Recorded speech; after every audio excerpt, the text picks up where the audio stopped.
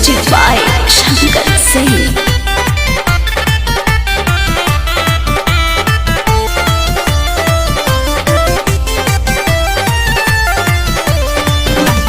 माथा न खराब कर देवरू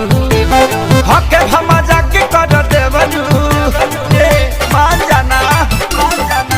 हाँ हाँ माथा न खराब कर देवरू हके भमा जाके कर देवरू जनी छुआ तू जबाना डाटे लगी है सजाना जब देखी है वो कुर्ती खोली के लमुआ लिख के रखला बादाहिनी सहानी के चोली के लमुआ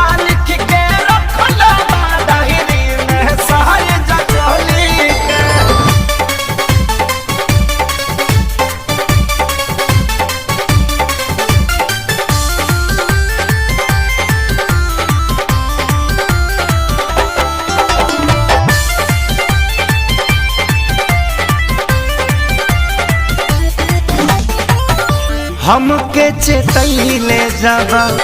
जाए लगल घर से हंसी मजाक जानी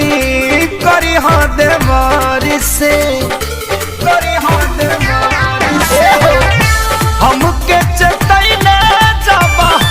जाए लगल घर से हंसी मजाक जानी करी हो देवर से गाड़ी धरही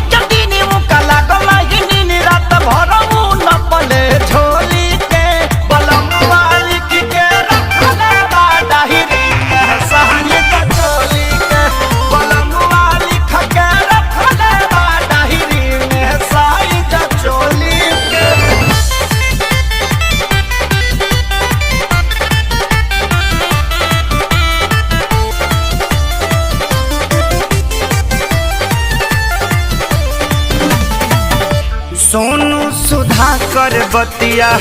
सुना एक सारी साइज में फर्क पड़ी दबे लगे गारी।